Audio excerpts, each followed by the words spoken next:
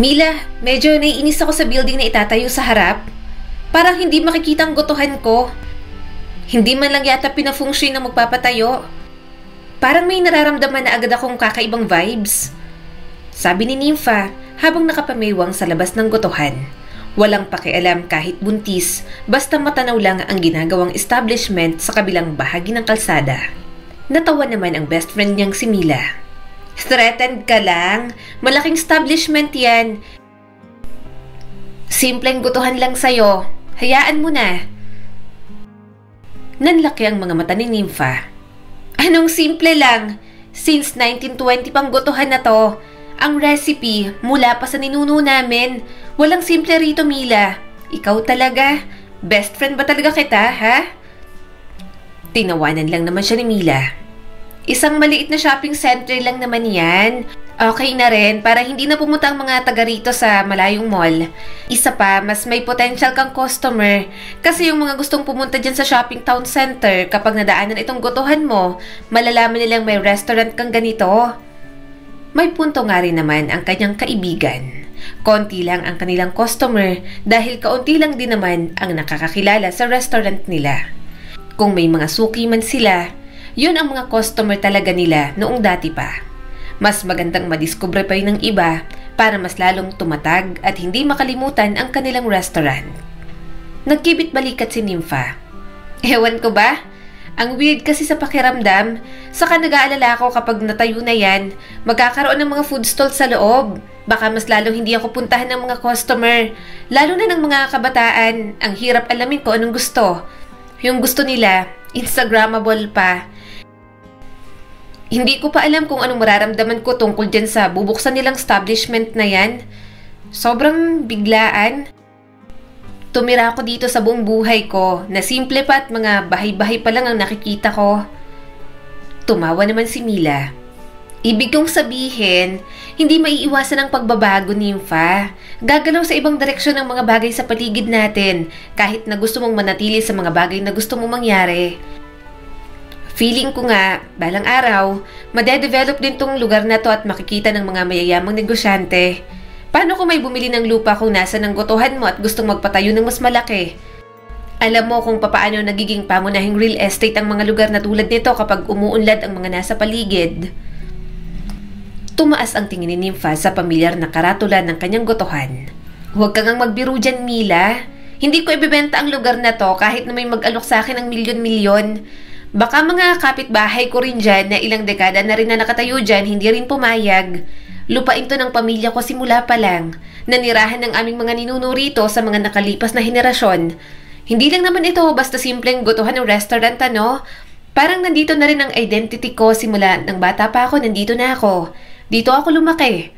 Nasa baba ang gotohan, tapos sa taas naman ng bahay namin.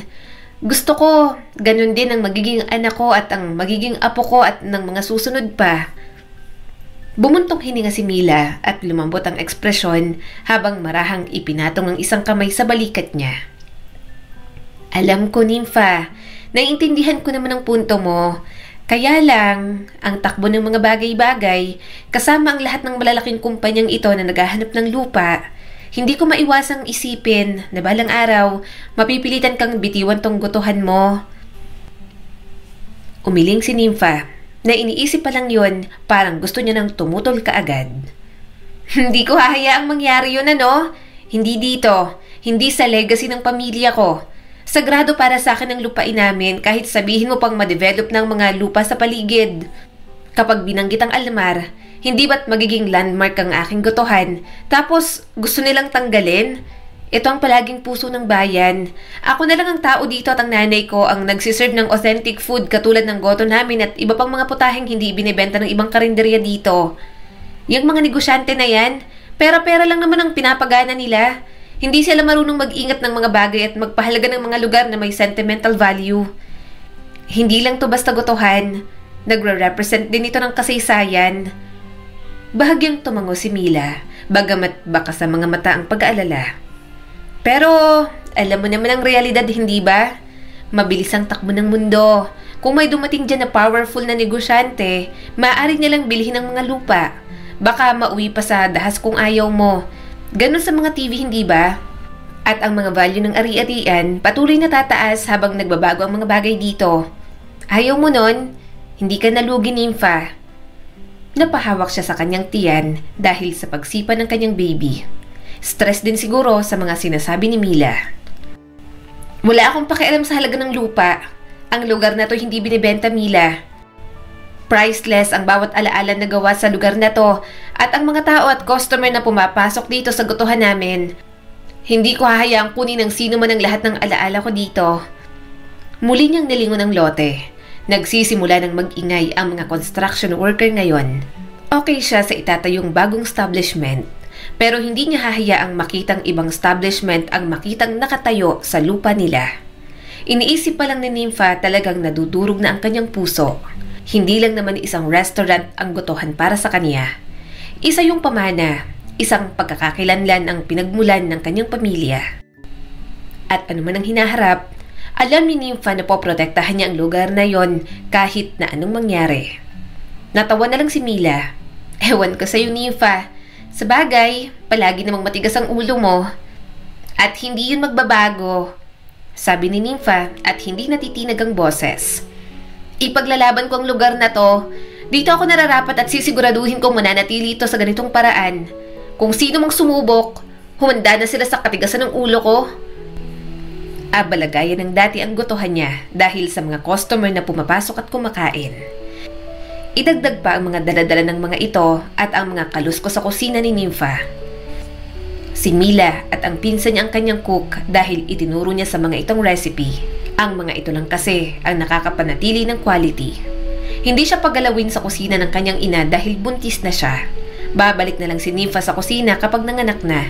Hindi naman pwedeng tumigil ang mundo niya dahil magiging isa na siyang ina. Hindi mapakali ang nanay niya na nakaupo sa sulok ng restaurant. Sinusundan nito ang bawat kilos niya ng nag-aalalang mga mata. Nag-aalala na anumang sandali ay maaaring manganak na si Nympha. Buong linggo siyang pinapaalalahan ng kanyang ina na malapit na siyang manganak. Pero hindi naman nakikinig si Nympha. Nympha, sumasakit ang ulo ko sa iyong bata ka. Kailangan mong pumunta sa ospital ngayon. Hindi ka dapat narito at nagtatrabaho sa gotohan. Talaga naman napakatigas talaga ng ulo mo kahit kailan. Magiging nanay ka na ganyan pa rin ang ugali mo. Sana hindi mamana nitong anak mo. Baka anumang oras ngayon, maaari kang manganak. Mababa ngunit matatag ang boses ng kanyang ina at puno ng pagkabalisa. Napasulyap si Nympha sa kanyang ina. Nay, chill, okay? Mas mapapaanak po ako sa pag-aalala mo. Huwag ka mag-alala, Nay. Sabi ng doktor, pwede pa next week. Maayos ng pakiramdam ko. Wala naman po ako nararamdamang sakit. Walang contraction. Healthy po ang pagbubuntis, kaya hindi po delikado sa panganganak. Ayos lang po ako, Nay. Nagpatuloy siya sa pagkuha ng mga order ng kanyang mga customer. Maya-maya'y may pumasok na mukhang mag-asawa. Isang lalaki na inaalalayan ang buntis na asawa. Mapait na napangiti si Nympha. Mabuti pang babaeng customer niya, may asawang umaalalay. Samantalang siya, hindi niya na alam kung saang lupalop ng mundo ang nakabuntis sa kanya. Pero wala na siyang pakialam kay Jonas. Manloloko naman ang ama ng anak niya at ilang beses siyang pinaasang pakakasalan pero hindi naman siya dinala sa altar. Hanggang sa nawala na lang ito na parang bula nang sinabi ni Nympha na siya ay nagdadalang tao na. Hinaplos niya ang namumukol na tiyan. Babae ka rin, anak. Sana kapag malaki ka na, mapakasalan ka ng taong mahal mo. Huwag mong isusuko ang perlas hanggang hindi ka ikinakasal. Pumili ka ng tamang lalaki. Palagi kitang papaalalahanan, anak. Huwag kang tutulad sa akin na nabuntis ng manloloko mong ama't pinaasa lang. Ano sa'yo, love? Tanong ng babae sa asawa nito habang nakatingin sa menu. Oh, may sinaing kayong tulingan? Favorite ko to, sa katong bulalo, favorite naman ng asawa ko. Napangiti naman si Nympha. Yan, sige po, orderin nyo na po yan, ma'am. Best selling po namin yung dalawa na yan. Hindi lang naman po goto ang siniserve namin dito. Gotohan lang po ang tawag namin kasi sa gotohan kami nagsimula at paunti-unti nadagdagan po ang mga recipe. Iba't ibang lutong ulam din po at mga ibang putahe na ginagawa po ng pamilya namin sa iba't ibang henerasyon. Kaya masasabi ko po sa inyo na authentic food po lahat ng siniserve namin dito. Tumingin ang babae sa asawa nito. Benjamin, parang gusto kong orderin lahat. Natawa naman ang mister nitong si Benjamin. Love, hindi natin mauubos lahat. Bumalik na lang tayo kapag nasarapan ka. Bulalo na lang saka sinaing na tulingan katulad ng gusto mo. Tumango naman agad ang misis nito. Napangiti na lang si Nympha habang sinusulat ang order ng mga ito. Masaya siya kapag nakikitang may mga sweet na mag-asawa sa paligid niya. Lumaki kasi siyang nagmamahalan ang kanyang mga magulang. Maaga lang talagang pumanaw ang kanyang ama. Nakakaranas ng pag-ibig at swerte sa mga napiling partner ang ibang tao. Pero bakit ang binigay sa kanya ng Diyos? Manloloko na, paasa pa. Buhay nga naman, palagi na lang unfair. Maganda naman siya, matalino, masikap na tao at mabait sa kapwa. Gayunpaman, naiintindihan niya na hindi lahat ibibigay ni Lord sa kanya. Mila, itong order sa table 7. Sabi ni Nympha pagkatapos pindutin ang bell. Huwag kang mag-alala, makakapahinga kayo mamaya. Medyo humupa ng mga customer. Nakahinga ng maluwag ang kanyang best friend. Ganoon palagi sa kanilang gotohan. Palaging maraming customer kapag lunch at dinner. Mas lalong puno kapag weekends. Kaya kahit luma ang place at matagal na, binabalik-balikan pa rin dahil sa masasarap na hinahanda. Pero Nympha, patuloy na naman ang kanyang ina nang makapasok siyang muli sa counter. Masyado kang hardworking dito sa gotohan natin. Dinadala mo ang apo ko. Ano ka ba naman? Pakiusap, makinig ka sa akin. Huwag ka nang maglakad-lakad dyan, nakaka-stress ka na. Alam ko po, Nay. Paninigurado ni Nympha sa kanyang ina. Tumulong lang naman po ako ngayong araw dahil hindi dumating yung 2 staff. Alam ko pong kulang dito sa tao at hindi niyo po kakayanin kung kayo lang. Marami pong customer ngayon lalo na't linggo. Promise, pagkatapos po natin dito, magpapadala na po ako sa ospital. Tawagin mo na po mamaya ang mga tambay dyan. Pagtutulungan po nila akong buhatin.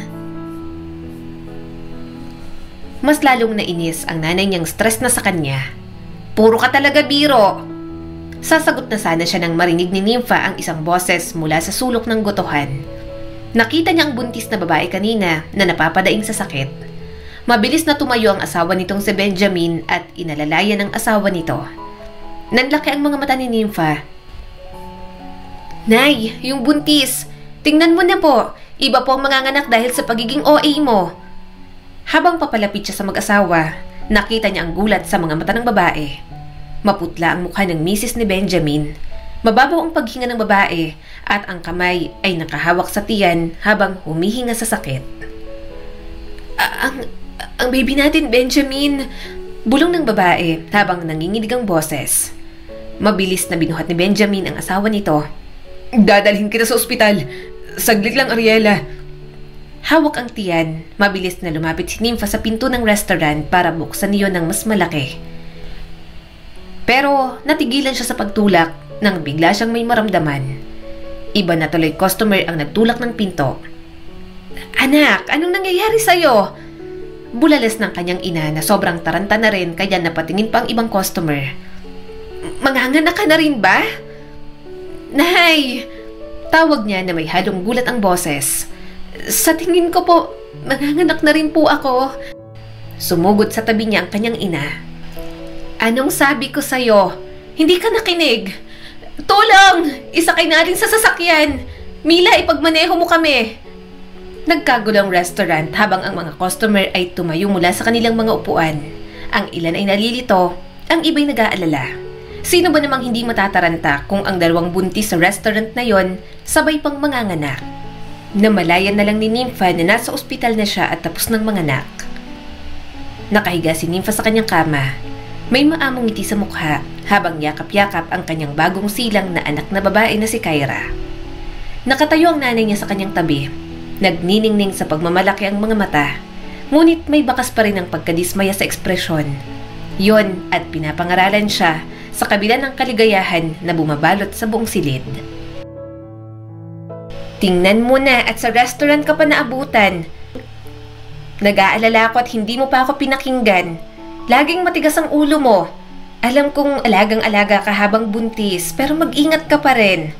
Parang nakabaon sa lupa ang isa mong paa kapag nanganganak ka. Hindi mo alam ang mangyayari. Tumawa ng mahina si Nympha. Nakatutok pa rin ang mga mata sa maliit na mukha sa kanyang mga bisig. I'm sorry, nanay. Tingnan mo naman po, malusog si Kyra at maayos ang lahat. Ayos lang po ako at buhay pa naman. Huwag mo na po akong sermonan. Napabuntong hininga ang kanyang ina, ngunit hindi maikakaila ang pagmamahal sa mga mata. Ang swerte mo, Nympha. Nagsilang ka ng isang malusog na sanggol. Walang nangyaring mali at dahil doon, nagpapasalamat ako. Nung ikaw ang ipinanganak ko, sobrang stress ko. Ni ayaw kitang hawakan at makita sa mga unang linggo. Mahal naman kita, pero hindi ko alam kung bakit. Mabuti na lang at hindi ako sinukuan ng tatay mo. Kaya rin po siguro hinayaan ni Lord na akong maging nanay ni Kyra. Kasi alam niya po na matatag akong babae kahit wala pong lalaki sa tabi ko.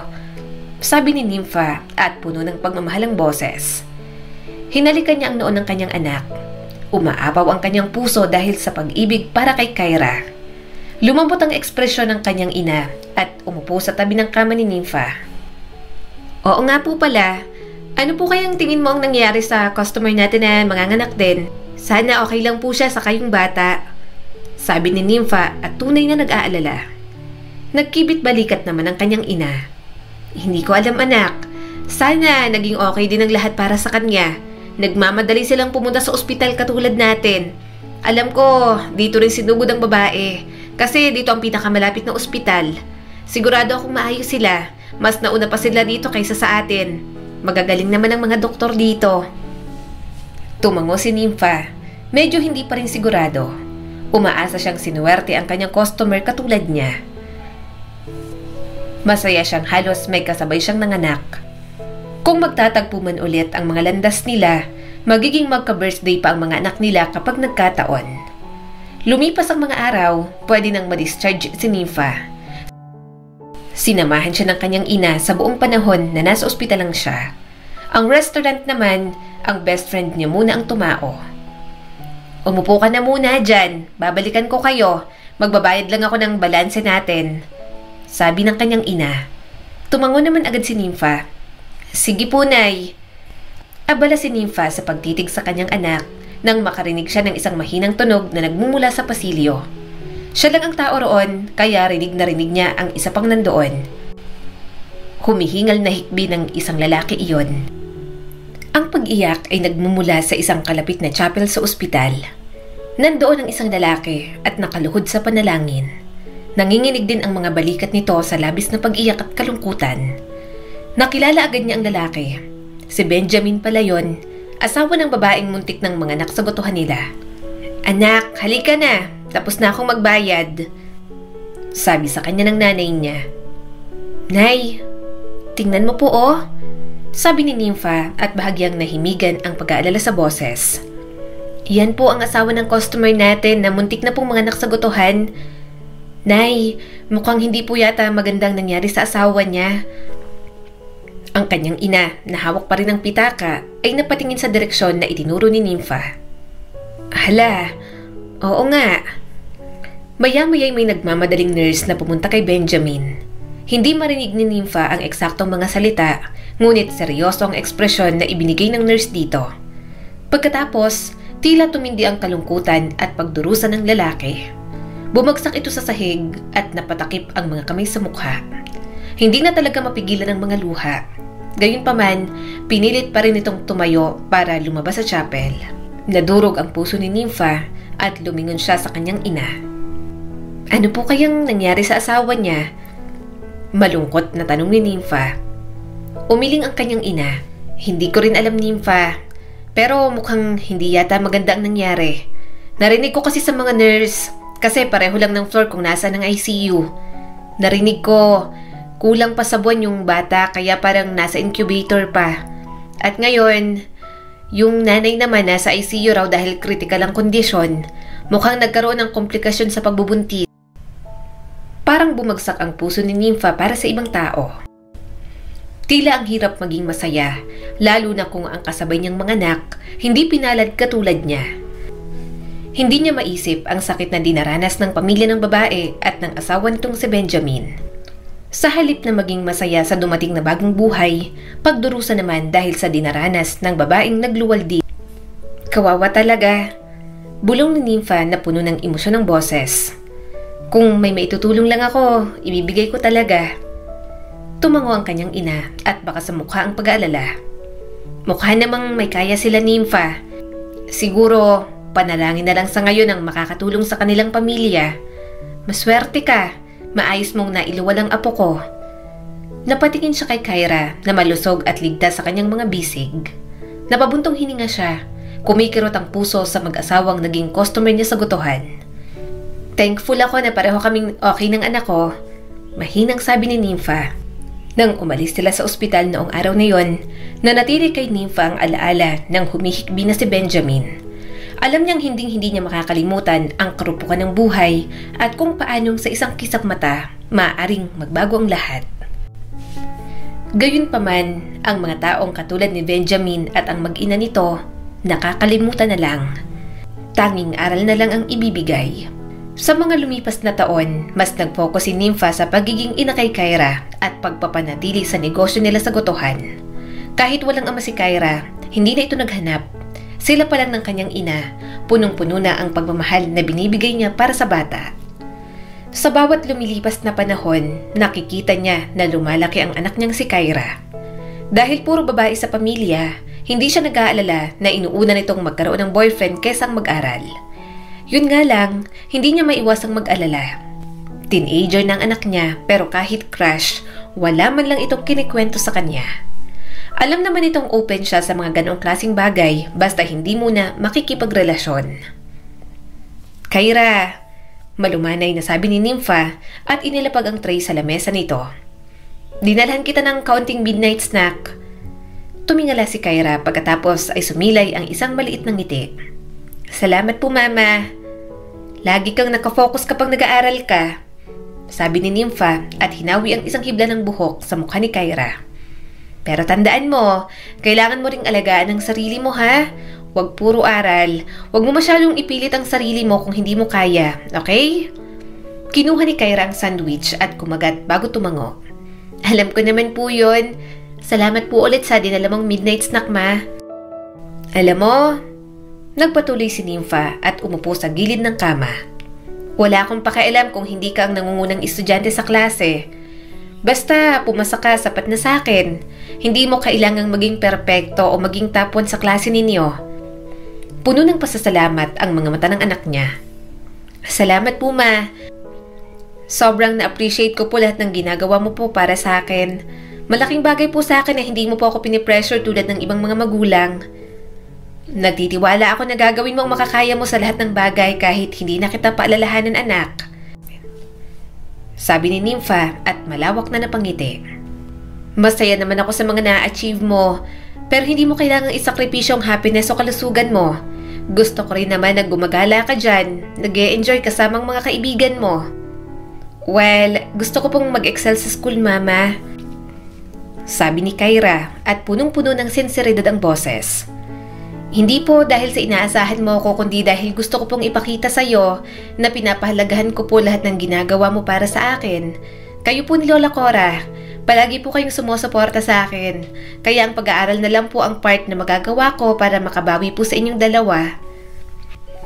Napangiti si Nympha nang may pagmamalaki sa kanyang anak. Nag-uumapaw ang puso niya sa labis na pagmamahal. Kita niyang tahimik na determinasyon sa mga mata ni Kyra.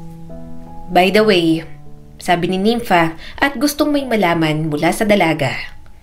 May nanliligaw na ba sa'yo? O baka may crush sa'yo sa school? Napakurap si Kyra at natigilan sa biglaan niyang tanong. Mabilis itong umiling at tuluyang napabaling sa kanya. Mama, wala po. Hindi po ako interesado sa sino mang lalaki sa school po namin. Wala rin po akong kahit na sinong manliligaw. Saka alam ko po, bawal po akong tumanggap ng mga manliligaw, hindi ba? Tumaas ang isang kilay ni Nympha at medyo nagulat. Wala man ng crush kahit kanino? Alam ko naman na pinagbawalan kitang tumanggap ng manliligaw. Tinatanong ko lang kung may nagtatangka ba. Kasi imposible namang wala. Ang ganda-ganda mo kaya, anak. Wala po talaga. Sagot ni Kyra at saglit na ibinalik ang tingin sa mga libro bago sinalubong ang tingin niya. Wala po akong oras para po sa mga ganyan At kahit mayroon po, hindi rin naman ako interesado. Bahagyang naningkit ang mga mata ni Nympha habang napakaraming tumatakbo sa kanyang isipan. Hindi niya maiwasang magtaka kung may ibang nangyayari sa anak niya. Kamakailan lang ay may napapansin siyang mga kakaiba kay Kyra. At yon ang labis na ipinag-aalala ni Nympha. Kyra, dahan-dahang sabi ni Nympha, puno ng pag-aalala ang boses. Huwag kang mahiyang umamin sa akin ha? Pero, tomboy ka ba?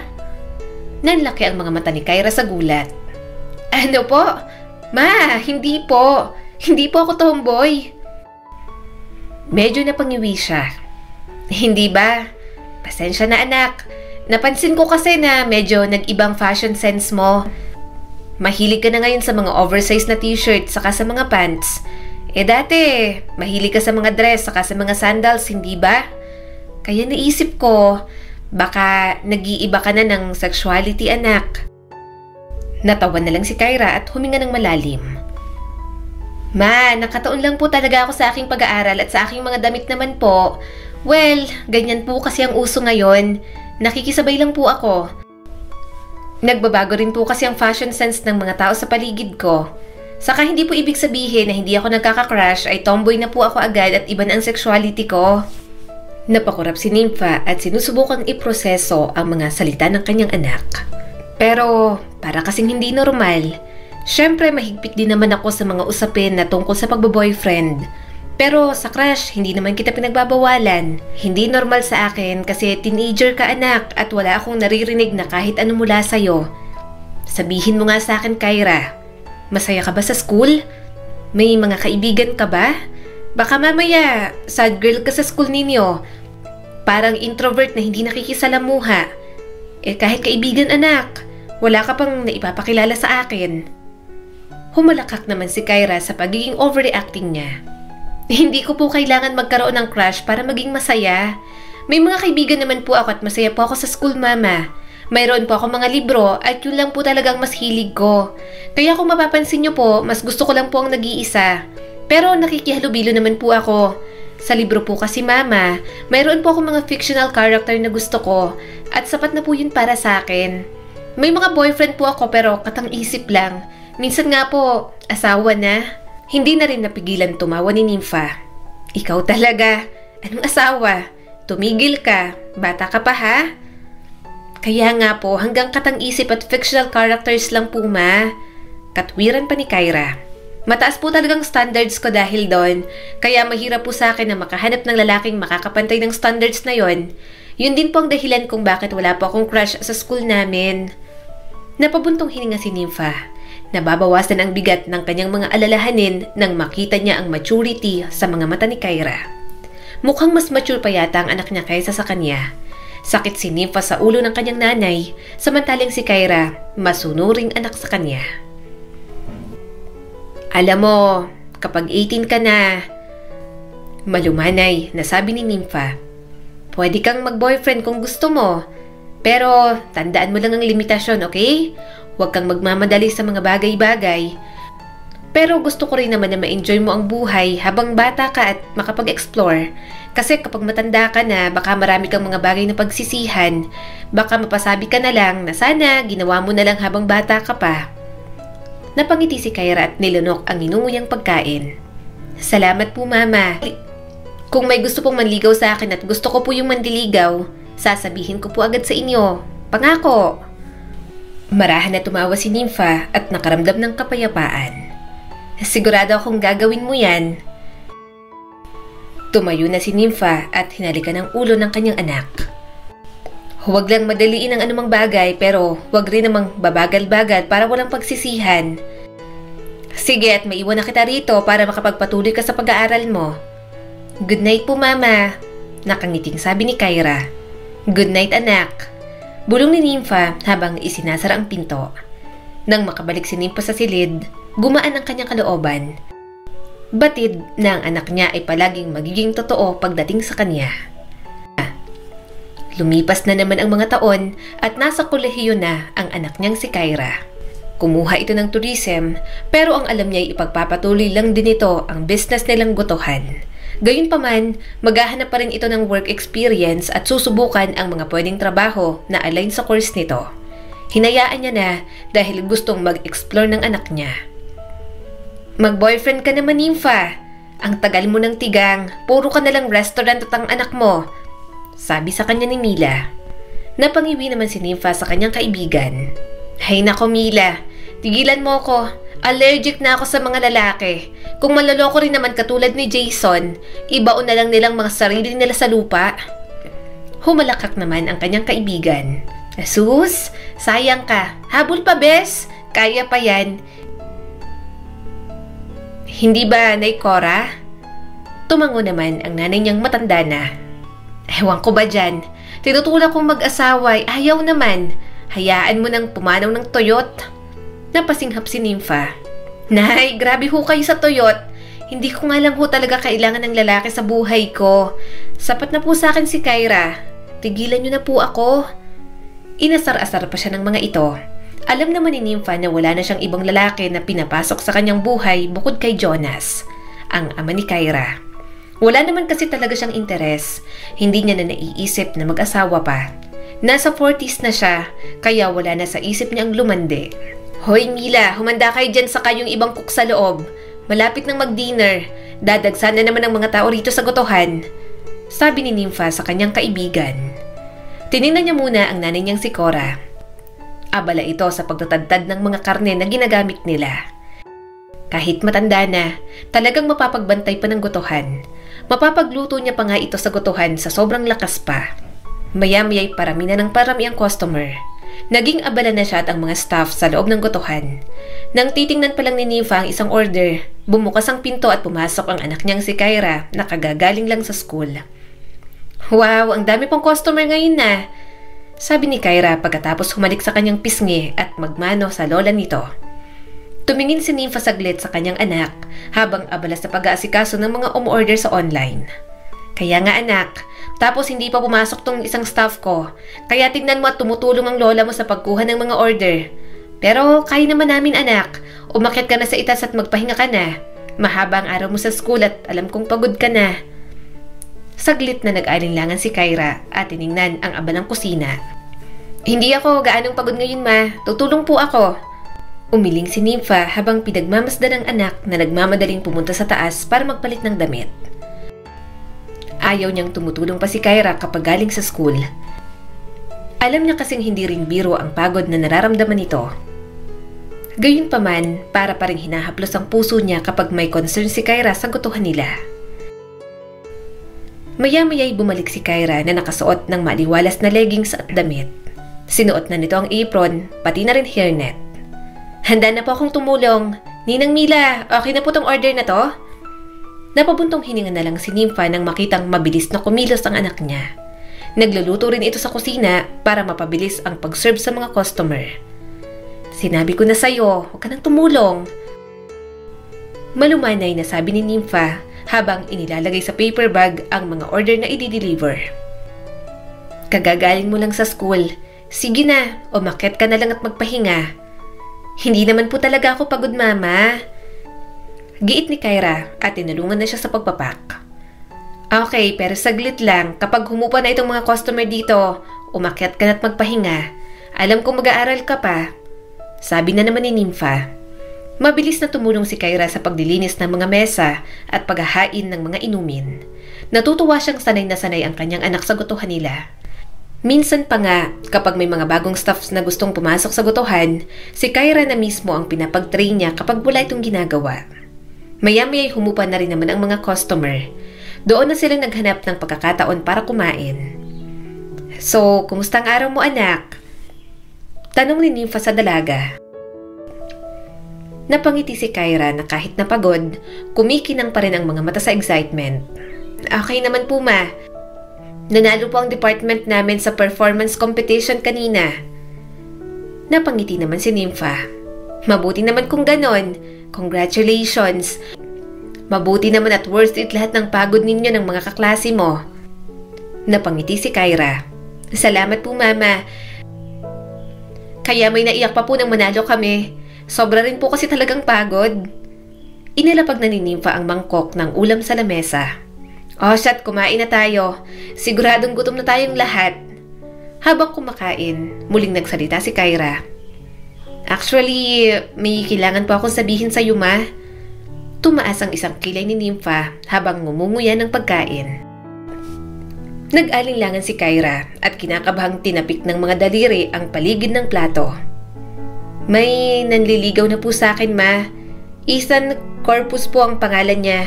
Tourism student din po at classmate ko po sa ibang subjects.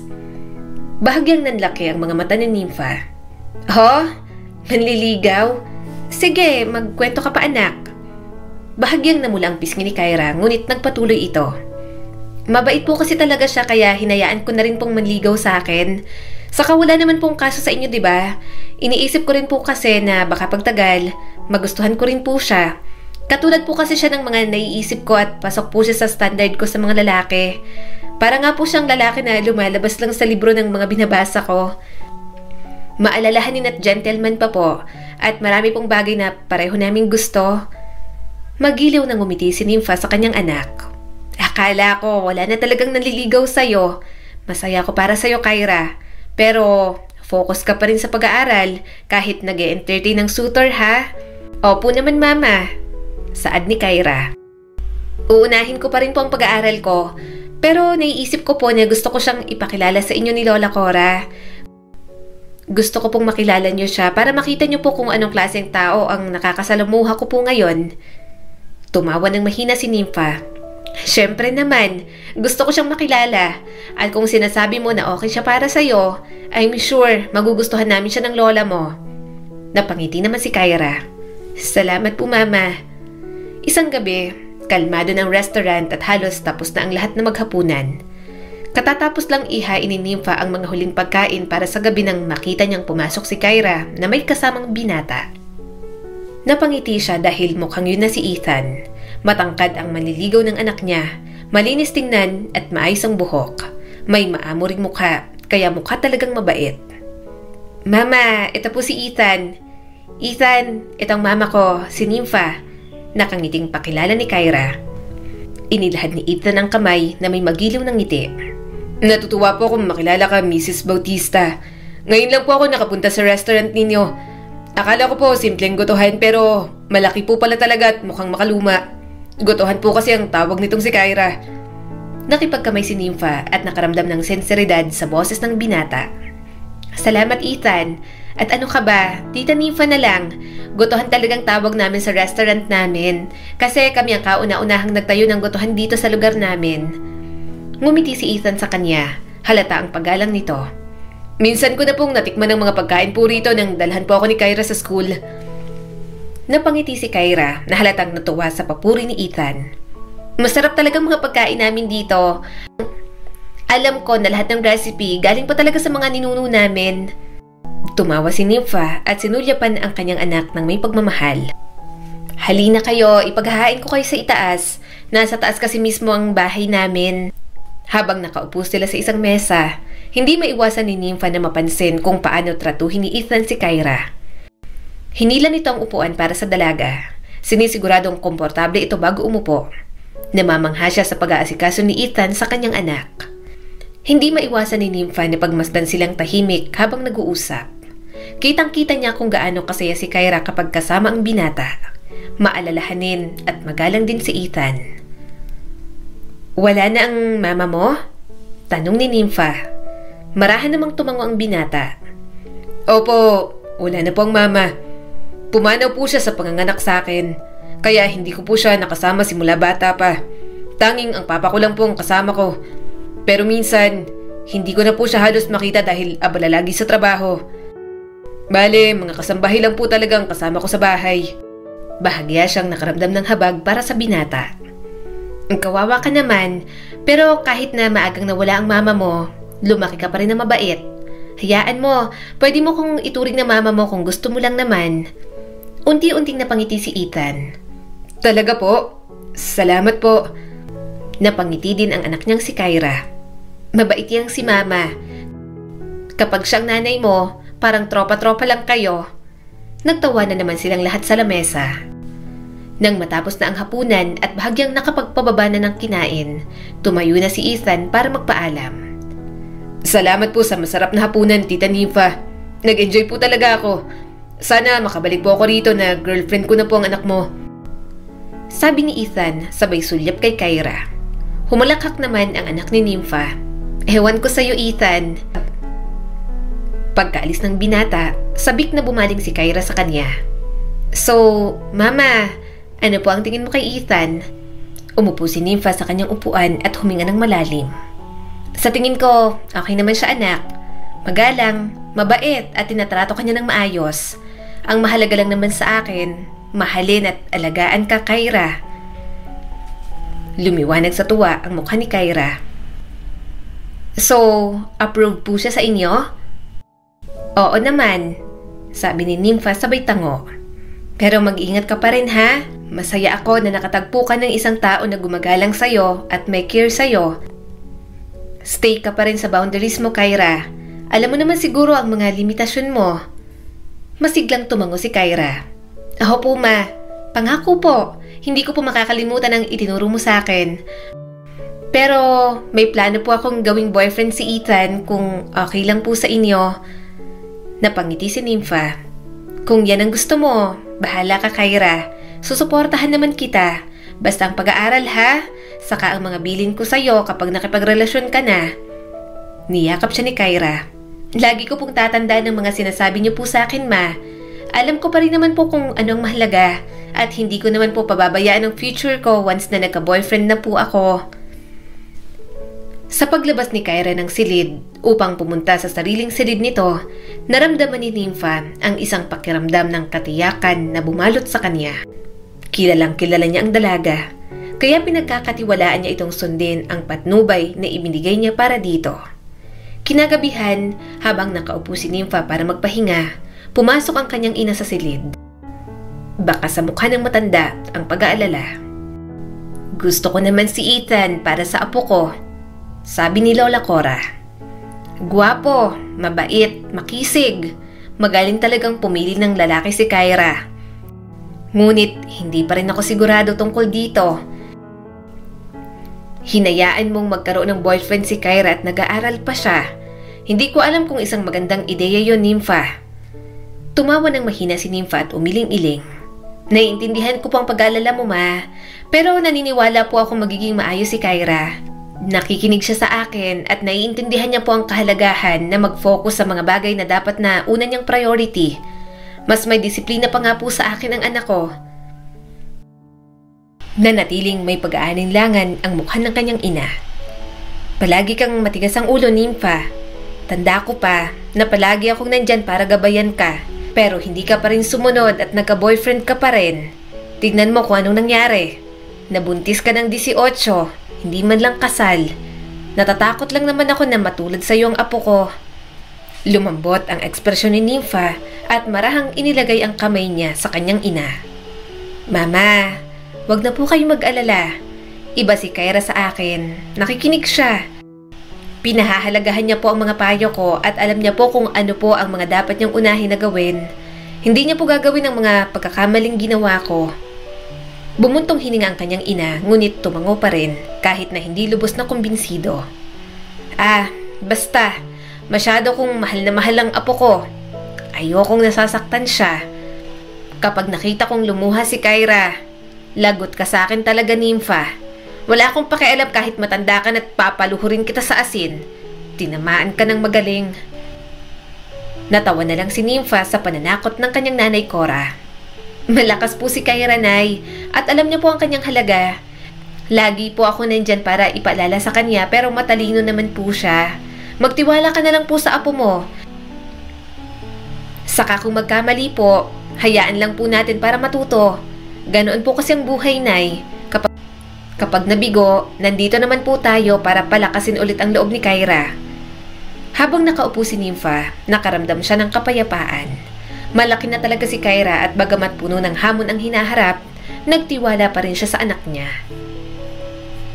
Tahimik na nakaupo si Nympha sa kusina, humihigop sa kanyang tsaa habang nakatingin sa labas ng bintana. Walang masyadong customer kaya papetiks-petiks lang siya. Tumatanda na siya kaya luho na sa kanya ang magpahinga ng ganoon. Ilang taon na naman ang lumipas at ang anak niya talagang lumalaki na. Ilang taon na ang nakalipas mula nang unang dumating si Ethan sa kanilang buhay at nakita niya mismo ang pagmamahal at paggalang nito kay Kyra. Nag-grow up palalo ang mga ito ng magkasama, kapwa sa mga karera at sa relasyong binuo ng mga ito. Parang ang anak na rin ang turing niya kay Ethan. Mama, sabi ni Kyra nang makapasok sa gotohan, may sasabihin po ako sa'yo. Napangiti si Nympha sa kanyang anak. Ano yon? Huminga ng malalim si Kyra habang kumikinang sa mukha ang kaligayahan. Itinaas nito ang isang kamay at ipinakita ang singsing sa daliri. Si Ethan po kasi, nag-propose na po siya sa akin. Ilang sandali, tila tumigil ang puso ni Nympha. Napakurap siya sa gulat, pagkatapos ay sumilay ang malawak ng ngiti sa mga labi. Ikakasal na kayo ni Ethan? Seryoso ka ba dyan? Tumango si Kyra at mahinang tumawa. Opo mama, ikakasal na po kami. Kahit nga po ako nagulat nung mag-propose po siya. Sobrang saya ko po ma. Tumayo si Nympha mula sa kanyang upuan at lumapit kay Kyra para yakapin ito. Sobrang saya ko para sa iyo anak. Deserve mo ang lahat ng kaligayahan sa mundo. Niyakap siya pabalik ni Kyra. Salamat po ma. Lagi kang nandyan para sa akin. Sinusuportahan po ako sa lahat ng bagay. Noong nagkaroon po ako ng unang crush, nung nagsimula po akong makipag-date at ngayon, kapag bubuo na po ako ng sarili kong pamilya, hindi ko po magagawa to kung wala po kayo ni Lola Cora. Bahagyang napaatras si Nympha dahil naluluha siya sa mga sinasabi ng kanyang anak. Hindi niya alam na ganoon niya pala napalaki si Kyra. Malayo na ang narating ng dalaga at ngayon hahakbang na ulit ito sa susunod na yugto ng buhay nito. Noon pa man, ipinagmamalaki kita Kyra. Palagi mong iniisip ang mararamdaman ko sa mga desisyon na gagawin mo. Masaya ako na nandito ako para suportahan ka. Puno ng emosyon na sambit ni Nympha. Napangiti si Kyra at nanlambot ang mga mata sa pasasalamat. At mama, gusto ko pong magpasalamat sa lahat ng itinuro mo sa akin. Palagi mo po akong pinapaalalahanan na huwag magmadali sa kahit na anong bagay. Para wala po akong pagsisihan. Alam mo ma, kahit na 5 taon na po kami magkasama ni Ethan, naghintay po kami. Naghintay po ako dahil gusto kong tiyakin na magiging espesyal ang unang gabi naming magkasama. Naiintindihan po yun ni Ethan at palagi po siyang mapagpasensya at magiliw sa akin. Kaya napatunayan ko po na siya po ang gusto kong makasama sa buhay ko. Parang namamaga ang puso ni Nympha sa labis na pagmamalaki sa kanyang anak. Noon pa man ay umaasa siyang mananatili si Kyra sa mga bagay na binibilin niya para rito. Gaano man ito hilahin ng mundo sa iba't ibang direksyon. Napuno ng malalim na kapayapaan si Nympha nang marinig niya yon mula kay Kyra. Pakiramdam niya, nagawa niya ang trabaho niya bilang isang ina.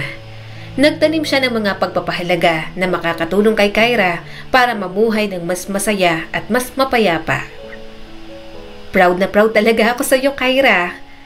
Punong-puno ng emosyon na sabi ni Nympha. Palagi mong alam ang value mo at hindi mo hinayaang baguhin ka ng sino man. Natutuwa akong nakatagpo ka ng isang taong minamahal ka. Masaya ako na si Ethan hanggang dulo ang para sa iyo. Napangiti si Kyra, puno ng luha sa kaligayahan ang mga mata. Siya po talaga mama. Wala naman pong ibang naging lalaki sa buhay ko kundi si Ethan lang. At alam ko pong magkakaroon kami ng magandang kinabukasan na magkasama. Handa na po ako para sa susunod na kabanata ng relasyon po naming dalawa. Dahan-dahan, hinawakan ni Nympha ang mukha ng kanyang anak. At kahit anong mangyari, lagi akong nandito para sa inyong dalawa ha. Dahil doon, naramdaman ni Nympha na napawi ang huling pag-aalala niya. Mabuti na lang at mapapangasawa nito ang isang klase ng tao na nagpapahalaga rito. Basta magiging okay ang kanyang anak, magiging okay na rin siya para sa bagong yugto ng buhay nito.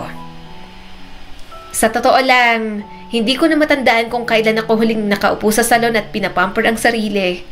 Sabi ni Nympha habang nagpapapedicure. Nakakapagod talaga minsan sa gotohan. Pagkatapos ng mga buwan ng patuloy na pagtatrabaho sa gotohan, napagdesisyon na nila ni Mila na gamitin ang regalo ni Kyra sa kanila. Full package iyon at katatapos lang nilang magpamasahe. Deserve naman nila ni Mila ng break kaya masaya siyang binigyan sila ni Kyra ng ganoon. Sinabi mo pa, kaso wala. Bes, ang sipag mo. Minsan ako na lang ang bumibigay. Sabi naman ni Mila. Ngumiti si Nympha. Nagpapasalamat dahil palaging nandyan si Mila para sa kanya sa hirap at ginhawa. Gusto ko kasing maging matatag pa rin ang restaurant kapag iniwan ko na kay Kyra para hindi na siya mahirapan saka ang susunod na henerasyon. Saka, oo nga pala, alam mo ba, sinabi sa akin ni Kyra na nag-propose na sa kanya si Ethan. Ikakasal na sila sa susunod na taon. Nanlaki ang mga mata ni Mila sa gulat at tuwa. Talaga? Mukhang magnininang na naman ako sa kasal. 5 taon ang relasyon nila, ano? Mabilis talagang lumipas ang panahon. Mukhang handa na talaga silang bumuo ng pamilya. Kaya nga, parang dati, karga-karga ko pa yung si Kyra. Pero ngayon, heto at magpapakasal na. Masaya ako para sa kanilang dalawa ni Ethan. Sa tingin ko, magiging maayos ang pamilya once na nagkaroon na sila ng anak. Oo nga pala, nakilala mo na ba ang magiging future balai mo? Tanong naman ni Mila. Umiling naman siya. Hay nako, hindi pa. Alam mo namang mayaman yung pamilya ni Ethan. Palagi raw busy sa negosyo. Tuwing magsiset up ng meeting, hindi nakakapunta si Benjamin, yung tatay nga ni Ethan. Baka makilala ko lang yon kapag namamanhika na sila. Sa ilang taong magkarelasyon ang anak niya at si Ethan, hindi niya pa nakikilala si Benjamin. Palagi itong hindi nakakasipot dahil abala sa negosyo. Kapag ganoon, nakikita niya palagi ang nobyo ni Kyra na parang napapahiya. Kaya ginagawa niya ang lahat, pinapakita sa binata na ayos lang sa kanila ni Kyra. Hindi pa naman nakikita ni Nympha ang ama ni Ethan, pakiramdam niya ay marami itong pagkukulang sa sarili nitong anak. Kapag inoobserbahan niya si Ethan, parang malungkot ito at hindi masyadong palakwento tungkol sa tahanan. Kaya kapag may mga gathering o family reunion, talagang pinapasama niya kay Kyra si Ethan. Gusto niyang maramdaman ng binata na sa piling nila, may pamilya itong pwedeng maging takbuhan kapag mahirap na ang mga bagay-bagay sa paligid nito. Napabuntong hininga si Nympha. Wala naman akong pakialam sa magiging balai ko. Ang mahalaga, mabuting lalaki si Ethan at mapagkakatiwalaan ko sa anak ko. Habang tinitingnan ni Nympha ang pinipedicure niyang mga paa, lumingali nga si Mila sa paligid. Nympha! Bulong ni Mila na may bahid ng pagtataka sa boses. Si Ethan ba yon? Tumaas ang mga kilay ni Nympha. Ethan? Saan? Itinuro ni Mila ang mapapangasawa ng kanyang anak. Yun no, nakatayo siya sa labas ng salon. Mukhang galit, may kaaway yata. Tumingin si Nympha at nakita niya si Ethan na nakatayo sa sidewalk. Nakahalukip-kip ito at nakakunot ang noo sa iritasyon. Hindi alam ni Nympha kung bakit hindi siya mapalagay na makita roon si Ethan. Karaniwang kalmado at kumpos ang binata kaya nagulat siya nang makita itong mukhang galit. Bago pa makapagsalita si Nympha, may lalaki nang lumapit kay Ethan. Teka, may kasama siya, isang matangkad na lalaki. Hinawakan lang ang braso ni Ethan. Mukhang nag-aaway sila. Sabi ni Mila. Maya-maya unti-unting nawala ang galit sa mukha ni Ethan. Nawala na ang pagkahalukip-kip nito at nagpahila na sa lalaki nitong kasama papasok ng mall. Ano kayang pinag-aawayan nila? Tanong ni Nympha na may bahid ng pag-aalala sa boses. Hindi ko rin alam. Sagot naman ni Mila. Pero hayaan mo na, mukhang maayos na naman ang dalawa. Nagpahila na nga si Ethan papasok sa mall. Kinagabihan, nang umuwi si Nympha, nadatnan niya si Kyra sa sala at nag-i-scroll sa cellphone nito. Umupo si Ethan sa tabi ng anak niya. Balak ikwento na nakita niya si Ethan kanina. Hay anak, tapos na kami magpasarap ng mga buhay ng ninang mo, sabi ni Nympha at yumakap sa dalaga. Natawa naman ito. Mabuti naman Puma. Saglit na nag-alinlangan si Nympha bago nagsalita. Nakita namin ang ninang mo si Ethan kanina. Nakita ko siya sa mall na may kasamang lalaki. Mukhang masama ang loob niya at hinila pa siya sa braso nitong isa. Mukhang nag-aaway. Nanlaki ang mga mata ni Kyra at nagsalubong ang mga kilay sa pag-aalala. Talaga po? Oo nga po, nabanggit po sa akin ni Ethan na pupunta siya sa mall kasamang best friend niyang si Troy kanina. Baka siya po yun, pero hindi ko po inasahan ng sinabi mo na mukha po silang nag-aaway. Nagkibit balikat naman si Nympha.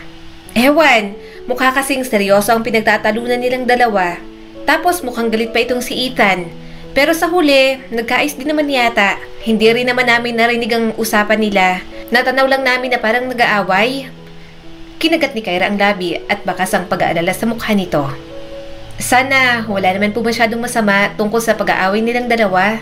Medyo hindi ko rin po kasi ka-vibes tong best friend ni Ethan.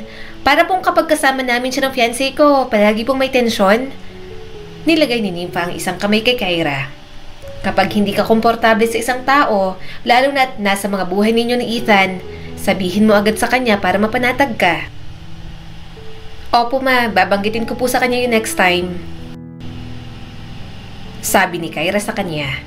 Tumango si Nympha ngunit sa kaibuturan niya, hindi niya maalis ang pakiramdam na may hindi tama. Para bang may mali siyang nararamdaman sa nakita kanina. Ngunit ipinagsawalang bahala niya na lang iyon. Pero ang bagay na ipinagsawalang bahala niya lang, mukhang magiging problema pa para sa kanyang pinakamamahal na anak. Kyra? Tawag ni Nympha at inilapag ang kutsara sa counter. Anong problema anak? Bakit ganyan ang itsura mo? Hindi agad nakasagot si Kyra. Dahan-dahan itong naglakad papunta sa kusina. Mabibigat bawat hakbang ng dalaga. Bago pa makapag-react si Nympha, mahigpit nang yumakap sa kanya si Kyra. Nanginginig ang katawan nito sa mga hikbi na kumakawala mula rito. Mahigpit na hinawakan ni Nympha ang anak niya. Hinahaplos ang buhok nito ng marahan. Kyra, anong nangyari? Anong problema? Sabihin mo sa akin. Lalong lumakas ang mga hikbi ni Kyra at natagalan bago pa makapagsalita. Mama, wala na pong kasal dahil nakipaghiwalay na po ako kay Ethan. Tila nadurog ang puso ni Nympha sa sinabi ng kanyang anak. Ano? Anong nangyari? Bakit? Matagal na kayong dalawa. Bakit kayo maghihiwalay? Napaatras si Kyra at may bahid ng luha ang mga mata. Nakita ko po siya, ma. Nakita ko si Ethan kasama ang best friend niyang si Troy. Matindi. Matindi po silang naghahalikan, ma. Na parang sobrang in love po sila sa isa't isa. Parang biglang nahilo si Nympha sa sinabi ng kanyang anak. Anong ibig mong sabihin, Kyra? Si Ethan at ang matalik niyang kaibigan. Hindi ba lalaki yon? Lalaki nga po, pero bading po. Bading po sila pareho, ma. Bulalas ni Kyra at mas lalong naiyak. Wala po akong ideya, ma. Akala ko pa maayos ang lahat sa amin ni Ethan. Almost perfect na nga po at ideal man ko na, hindi ba? Pero nang makita ko po sila, nabigla ako. Hindi ko po alam ang mararamdaman ko. Sobrang nalilito po, galit, nandidiri at nasasaktan ako. Hindi lang po kasi niya ako basta niloko para sa iba, ma. Tinago niya rin po sa akin na bading siya. Hinalikan ni Ethan si Troy, mama. Inisip ko pa po na baka aksidente lang na naglapat ang mga labi nila. Kaso para po ako mababaliw, ma. Gumanti po sila sa isa't isa at mahigpit pang magkayakap. Kaya kahit anong dahilan pa po ang gawin ko sa isip ko, kahit i-deny ko pa po, malinaw po na bading ang boyfriend ko. Bading po sila pareho ng best friend niya.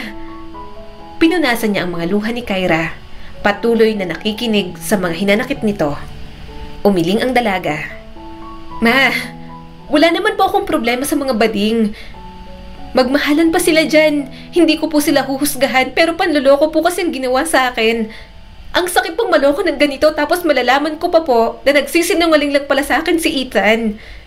Mahigit 1 taon na po silang magkarelasyon. Ni wala po akong kaalam-alam na may crisis po pala sa sarili niya si Ethan na hindi niya maintindihan kung gay po siya o straight man. Mamang sakit po. 5 taon ko po siyang karelasyon. Maraming masayang memories at halos ikasal na. Tapos, malalaman ko pong bading pala si Ethan. Napabuntong hininga si Nympha. Nasasaktan siyang makitang ganoon ang kanyang anak.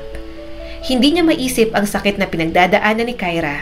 Naloko rin naman siya ng tatay nito, pero iba ang kaso ni Ethan. Nagsinungaling din ito tungkol sa tunay nitong pagkatao. Bakit hindi niya sinabi sa'yo, Kyra? Malumanay na tanong ni Nympha kahit pakiramdam niya'y alam niya na ang sagot. Hindi ako makapaniwala na magagawa sa iyo to ni Ethan, anak. Galit na pinanasan ni Kyra ang mga luha habang nanginginig pa ang kanyang mga kamay. Pakiramdam ko po, dahil po yun sa tatay niya. Sundalo po dati si Tito Benjamin at baka hindi niya po matatanggap na bakla si Ethan. Baka ginawa niya lang po akong girlfriend para itago ang totoo niyang pagkatao. Natakot siya. Mama, natatakot siya kaya baka ako pang ginamit niya para pagtakpan kung sino talaga siya. Ang sama-sama ni Ethan. Hinila ni Nympha pabalik ang kanyang anak sa isang mahigpit na yakap. Hayaan mo na. Makakalimutan mo rin siya, anak. Makaka-move on ka rin. Makakahanap ka ng lalaking magmamahal at mas magiging totoo sa'yo. Inalis ni Lord sa buhay mo si Ethan kasi alam niyang hindi talaga kayo ang para sa isa't isa.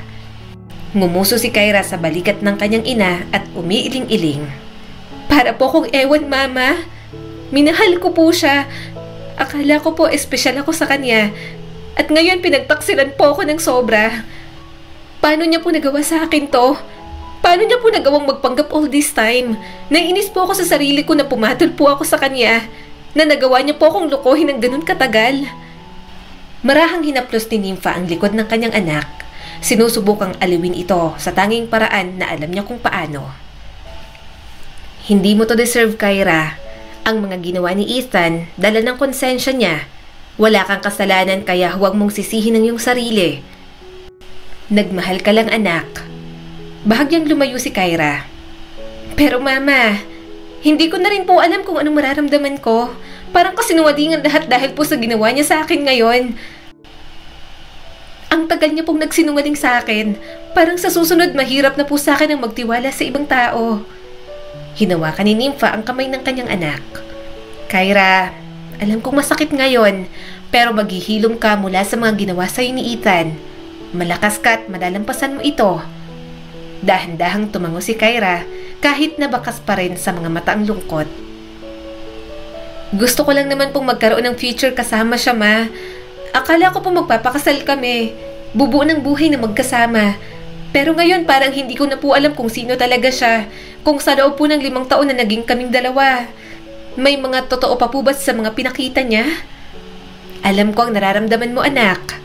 Bulong ni Nympha habang puno ng simpatya ang boses. Nagkaroon ka ng pangarap para sa kinabukasan mo kasama si Ethan. Pero nasira lang. Anak, makakahanap ka pa ng isang taong karapat-dapat sa pagmamahal mo. Isang tao na hindi magsisinungaling sa'yo o magpaparamdam sa'yo na ginagamit ka lang. Pero sa ngayon, kailangan mo ng oras para maghilom sa lahat ng ito.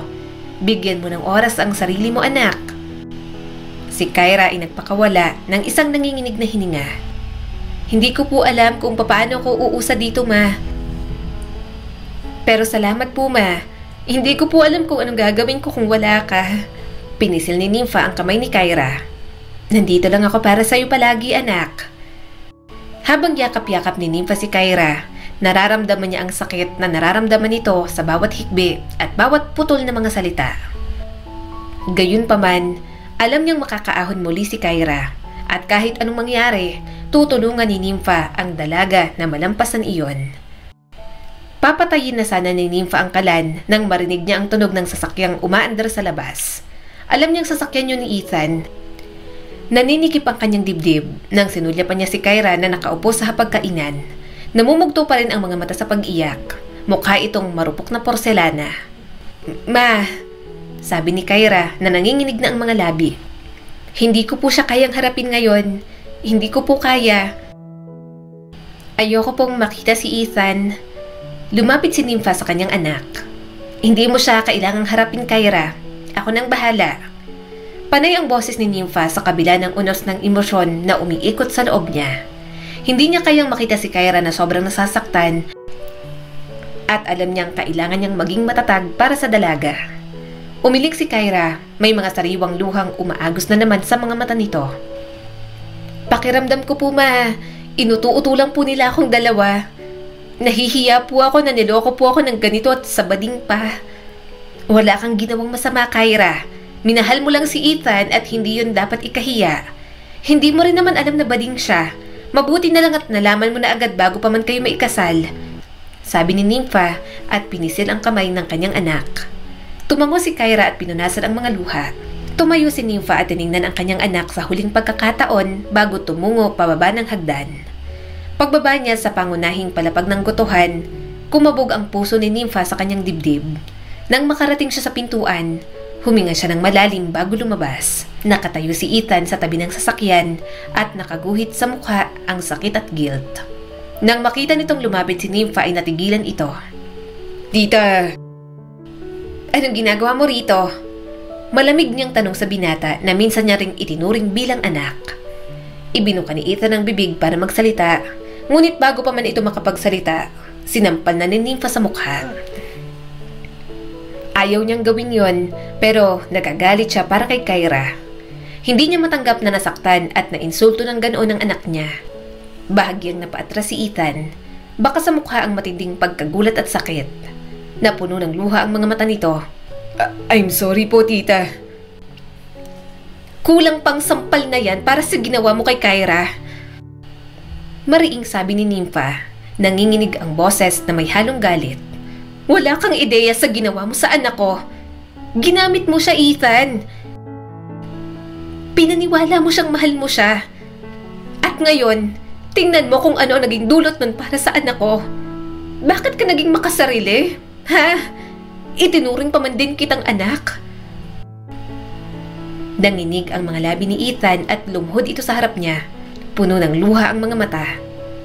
I'm sorry po. I'm sorry po sa lahat ng ginawa ko kay Kyra. Hindi ko naman po gustong saktan si Kyra, pati na rin po kayo. Hindi ko lang po alam ang gagawin. Nalilito po ako kung sino ako at ayokong mawala siya habang naguguluhan po ako sa sarili ko. Wala kaming problema kung sino ka, Ethan. Wala kaming pakialam kung bading ka. Malamig na sabi ni Nympha rito. Ang ikinagalit ko, tinago mo sa amin ang katotohanan. Sana nang naguguluhan ka na sa pagkatao mo, naging tapat ka sa anak ko at nakipaghiwalay ka na. Pero hindi. Ibang ginawa mo. Ginamit mo si Kyra. Minamanipula mo siya at para saan? Para hindi malaman ng tatay mo ang totoo tungkol sa'yo? Nalukot ang mukha ni Ethan sa kahihiyan. Hindi po ganun yun. Ayoko pong gamitin siya. I swear, hindi ko po ginustong saktan si Kyra. Pero hindi ko na po alam kung ano ko. Kung lalaki po ba ako o bading talaga. Kasi kahit po ang hirap paniwalaan, totoo pong minahal ko po si Kyra. Minahal ko siya, pero ang daming gumugulo sa isip ko. Sinubukan ko po ng husto na kalimutan na lang ito at mag-focus po para sa amin ni Kyra. Pero nang bumalik po ang matalik kong kaibigan sa buhay ko, hindi ko na po maitanggi pa ang nararamdaman ko para sa kanya. Sinubukan ko pong labanan to, pero hindi ko po magawa. Hindi ko po masabi kay Kyra dahil takot po akong magalit siya at husgahan niya po kami. Huhusgahan ka ng anak ko kasi niloko mo. Nakaramdam ng matinding simpatya si Nympha, ngunit agad yung napalitan ng pagkadismaya. Gusto mong panatilihin si Kyra bilang fiancé mo habang palihim na kasama at may relasyon sa matalik mong kaibigan? Anong tingin mo sa anak ko? Uto-uto? Niyuko ni Ethan ang ulo at malayang pumatak ang mga luha nito. Natatakot po ako. Ayoko lang naman pong biguin ng lahat, lalo na pong tatay ko. Alam ko pong hindi niya ako matatanggap kapag nalaman niyang bakla ako. Pero minahal ko po si Kyra at ginusto ko po talaga siyang pakasalan dahil akala ko po magiging masaya ako sa kanya. Na mawawala po ang nararamdaman ko para kay Troy kung pipiliin ko pong maging okay kami ni Kyra. Pero hindi ko po mapigilang mahalin ng best friend ko. At doon po ako nagkamali. Alam ko pong mali yun. At labis ko pong pinagsisisihan ng lahat ng nagawa ko sa anak mo, Tita Nympha. Nawala ang galit ni Nympha, ngunit nananatiling mabigat ang kanyang puso. Pasensya ka na, pero hindi nagbabago ang katotohanan ng si Kyra ang naghihirap ngayon. Nagsinungaling ka sa kanya. Ginamit mo siya at sinira ng ginawa mo ang tiwala niya. Hindi kita mapapatawad. Alam ko pong hindi ako karapat-dapat sa kapatawaran, sabi ni Ethan na nabasag ang boses. Pero nagpapasalamat po ako, Tita Nympha. Nagpapasalamat po ako sa lahat ng ginawa mo para sa akin habang magkasama kami ni Kyra. Para ka pong naging ina sa akin at hindi ko po yun makakalimutan. Sorry po talaga. Huminga ng malalim si Nympha. Nag-aapoy pa rin ang galit, ngunit nababalot ng matinding kalungkutan. Umalis ka na, Ethan. Huwag ka nang bumalik dito. Huwag mo nang hanapin si Kyra.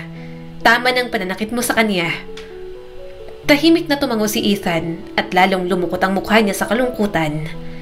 I'm sorry po, Tita Nympha. No? Pakisabi na lang po kay Kyra na hindi ko po siya gustong saktan. Minahal ko po talaga siya. Hindi kumibo si Nympha at pinapanood lang itong umalis. Nakaramdam siya ng matinding kirot sa kanyang dibdib para sa anak niya at para na rin kay Ethan. Gayunpaman, tinuring niya man na anak ang binata, alam niyang mas kailangan siya ngayon ng anak niyang si Kyra. Sa mga lumipas na buwan, hinayaan niya ang kanyang anak na mag-move on. Kahit paano, unti-unti na rin naman itong nakakalimot sa mga nangyari. Lumipas ang 1 taon at muli na itong tumanggap ng mandiligaw.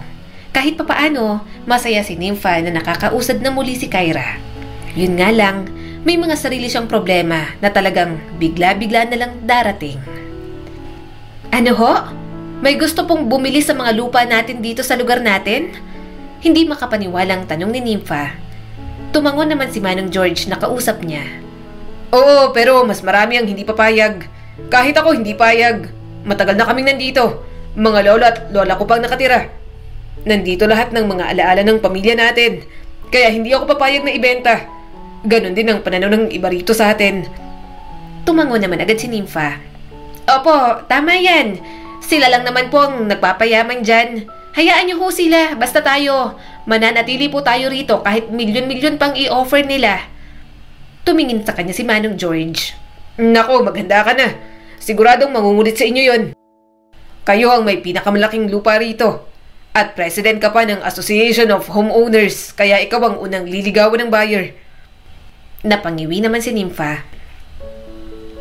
Huwag ho kayong mag-alala. Kahit dilaan pa ho nilang pa ako, hindi ako papayag na mabili nila tong mga lupain natin. Manigas ho sila dyan. Sige po at babalik na po muna ako sa counter. Katatapos lang ng dinner rush nang magsimulang magpuna si Nympha sa counter. Naghahanda ng isang gotohan para sa gabi. Napagod siya kaya medyo nananakit ang kanyang likod at mga balikat. Pero saktong isasara niya na ang harap ng gotohan, pumasok ang isang lalaking nakasuot ng suit. Hindi kilala ni Nympha ang lalaki at mukha namang hindi rin customer. Sorry, closing na kami. Bukas ka na lang bumalik. Sabi ni Nympha sa lalaki. Magandang gabi. Sabi ng lalaki na may ngiti na hindi umabot sa mga mata. I'm Attorney Salazar. Nandito ako in behalf of my boss, Mr. Corpus. Interesado siyang bilhin ng property na to. Pwede ka bang makausap, Miss Nympha Bautista? Natigilan si Nympha. Mahigpit ang pagkakahawak ng kamay niya sa susi at padlock habang nakatingin sa lalaki. Anong ibig mong sabihin sa pagbili ng ari-arian namin? Bakit? May nakalagay ba sa labas na karatula na for sale itong lupa na kinatitirikan ng gotohan namin? Hindi man lang natinag ang abogado. Well, gusto ng boss ko na bilhin ng property na to. Kasama na tong restaurant at ang bahay ninyo. Isa po itong prime location at handa po siyang mag-adopt ng malaking halaga. Bumagsak ang puso ni Nympha. Hindi niya talaga lubos maisip na ibebenta kahit kanino ang kanilang lupain. Nagtrabaho siya ng husto sa napakaraming taon at sigurado siyang pati mga ninuno nila, yun din ang ginawa. Legacy na ang kanilang gotohan, ang lugar na nagbigay daan sa kanya na ibigay kay Kyra ang lahat ng pangangailangan nito. Ang lugar kung saan nilikha ang mga alaala mula sa mga dati nilang mga kamag-anak. Wala akong pakialam kahit prime location pa po ito. Ayoko. Sabihin mo sa boss mo, nek-nek niya. Naiinis na sabi ni Nympha. Hindi ako magbebenta. Walang kahit na sinong tao dito sa amin ang magbebenta ng lupa sa inyo. Kahit mag-offer pa kayo ng sobrang laking halaga. Hindi ngayon, hindi kailanman. Tumigil kayo at maghanap na lang kayo ng ibang lupa. Bawat tao rito may mga alaala at tahanan na namin simula pa nung una. Isa pa, sabihin mo sa boss mo na kung gusto niyang patayuan ito na kung anong gusto niyang establishment, huwag siyang mangdami ng negosyo ng iba. Kabuhayan na namin tong gotohan at pinasa na sa iba't ibang henerasyon. Mukha bang ibebenta ko at ipaggigiba ko para lang sa mga ipapatayo niyang mall din? Sapak, gusto niya? Umalis ka na rito at huwag ka nang bumalik. Hindi umatras ang lalaki. Naiintindihan ko ang attachment mo sa lugar na to. Pero isipin mo rin ang hinaharap. May itatayong mall dito. Kung gusto mo, pwedeng ipasok ang restaurant mo sa mall. Ito ay isang magandang pagkakataon para sa kabuhayan mo. Seryoso ang boss ko sa offer na to. Umismid naman si Nympha. At kung ililipat, paano ang mga materyales sa bahay namin? Hindi mo ba nakikita? Ancestral house din ito, kaya mahirap nang i-maintain. Bakit ko ipapasok sa mall na gusto nyo? Wala akong pakialam sa mall ng boss mo. Isang pangungulit pa sa akin. Bubuhusan ko na kayo ng maruming tubig. Nag-alinlangan ang lalaki at pagkatapos ay nag-alok ng isang halos pangiwi ng ngiti. Dapat mo talagang isaalang-alang ang offer ni Mr. Corpus. Magandang offer nang binibigay niya para sa'yo. Naningkit ang mga mata ni Nympha. Umalis ka na sa restaurant ko.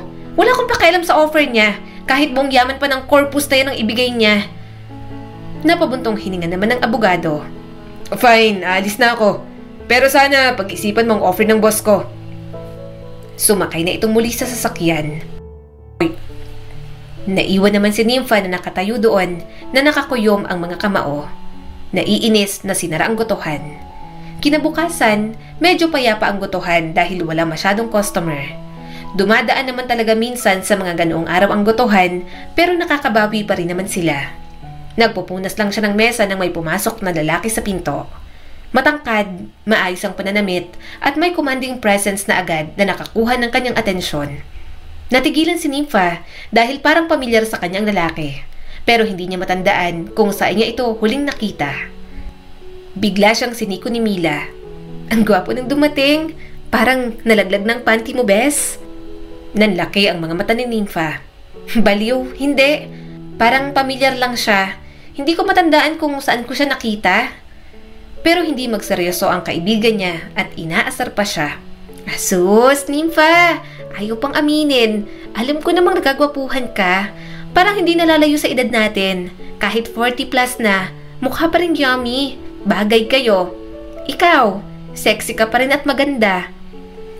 Ikaw, sexy ka pa rin at maganda. Napabuntong hininga na lang si Nympha. Mila, tigilan mo ako. Baka mamaya may asawa na yan. Saka wala akong interes. Mamaya customer natin yan. Gayunpaman, ngumiti si Nympha. Iniisip na maaring isang mayamang customer na naghahanap ng masarap na kakainan. Pero habang papalapit ito, napansin niya ang seryosong tingin sa mga mata nito. Mukhang may lungkot kahit seryoso lamang. Anong order mo, sir? Tanong ni Nympha nang makaupo na ito. Ang tagal ko nang hindi nakapunta dito. Usal pa nito bago tumingala sa kanya. Ikaw ba ang may-ari ng gotohan? Tumango naman si Nympha. Oo, sir. Ako nga po. Malungkot na napangiti ang lalaki na parang may biglang naalala. Dito na, muntik mga anak ang asawa ko noon. Baka ikaw yung babaeng kasabay niyang mga anak noon. Umawang ang bibig ni Nympha. Doon niya napagtanto kung bakit pamilyar sa kanyang lalaki. Ito nga pala ang asawa noon ng babaeng buntis na muntik na ring mga anak sa gotohan noon. Nasaan na kaya ang asawa at anak nito? By the way, good morning. Sabi pa nito. I'm Benjamin Corpus. Kinamayan ni Nympha. Ako naman si Nympha. Mabuti at bumalik ka rito para kumain. Mabilis na napawi ang ngiti niya nang nagpatuloy si Benjamin. Actually, interesado akong bilhin ng lupa at gotohan mo. Pinapunta ko dito ang abogado ko pero sinabing ayaw mo raw. Kaya nandito ako para personal kang makausap. Agad na nagmatigas si Nympha. Nasabi ko na sa abogado mo kahapon na hindi ako magbebenta. Bakit pumunta ka pa rito? Pareho lang naman ang sasabihin ko. So ang mabuti pa, lumayas ka na rito. Pero ayaw pa rin magpatinag ng isang Benjamin. Naiintindihan ko naman na may sentimental value ka sa lupang ito. Pero i-reconsider mo pa rin. Tataasan ko pa ngayon ng alok ko kaysa sa sinabi sa'yo ng abogado ko kahapon. Balak sa lugar na to, location kung nasa ng gotohan mo, na maging isang mall. Isipin mo na lang ang kikitain mo. Magiging tubo mo lang kapag pinagbili mo sa amin ang lupain ninyo. Ikaw ang hinihimo ko dahil pakiramdam ko nakikinig din sa'yo ang mga ibang tao rito. Nagsimula nang maubos ang pasensya ni Nympha. Hindi niya gusto kung saan patungo ang usapan na iyon. Hindi ako interesado sa alok mo, Benjamin. Nakapagdesisyon na ako. Mabuti pa umalis ka na rito at huwag ka nang bumalik. Malas sa negosyo ang masamang elemento na katulad mo. Sandali itong natigilan na parang nag-iisip ng kung ano-anong sasabihin sa kanya para lang mahikayat siya. Sige, customer muna ako. Kakain ako. Bakit mo ako palalayasin? Ano, ganyan ka na ba sa mga customer mo, Nympha? Napairap na lang siya. Fine. Anong gusto mong i-order, sir? Umupo si Benjamin sa isa sa mga mesa. Hinihintay na kunin ni Nympha ang kanyang order. Sa kabila ng kanyang inis, alam ni Nympha na kailangan niyang manatiling profesional. Tumikhim naman si Benjamin habang nakakunot ang noo. Sige, itong bulalo na lang. Bulalo lang? Tinaasan niya ito ng isang kilay. Mayaman ka, di ba? Damihan mo na kaya. Umawang ang bibig ni Benjamin.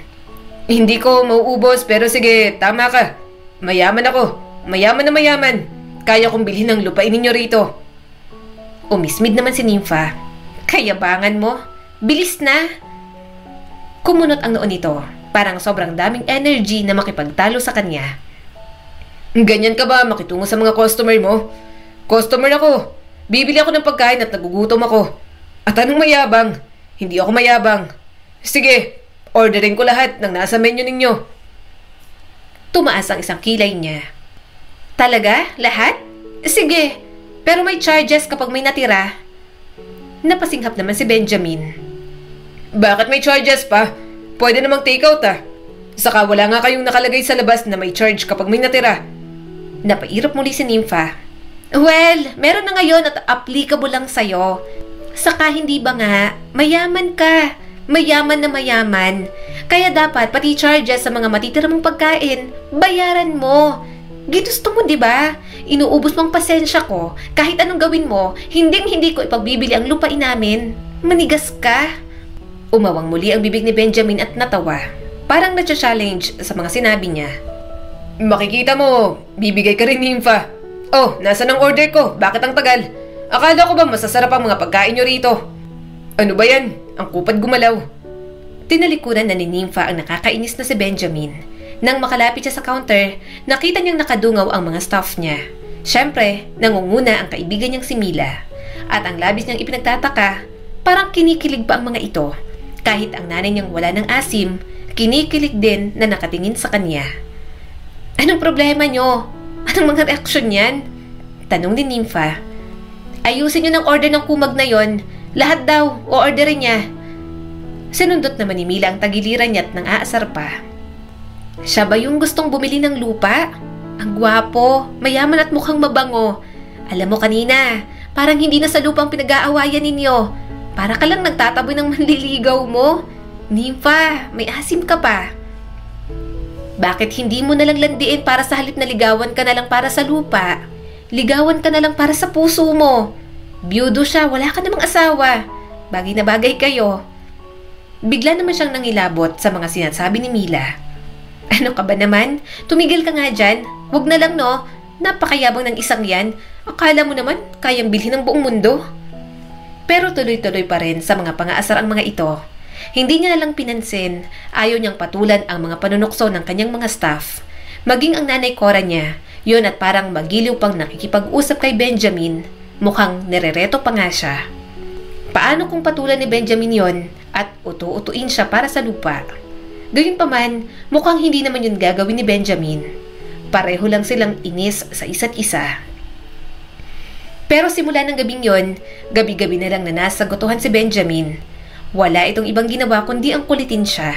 Hindi niya nalang pinapansin, wala siyang pakialam. Mabuti na lang, uuwi na ang kanyang anak na si Kyra mula sa flight nito.